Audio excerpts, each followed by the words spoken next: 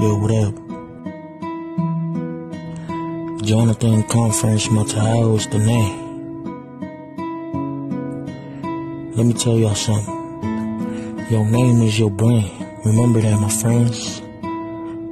I came to realize that I don't really own my so-called social security card shit.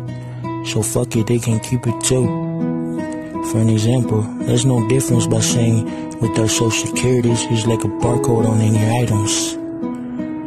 Which why if y'all think about it, it's like what they say.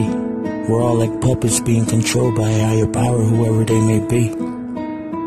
With that being said, the only thing I'll protect is my own name.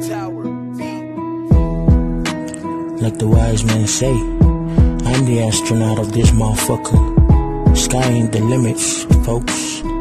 So y'all better wake your asses up, rep your name to the fullest. You heard me?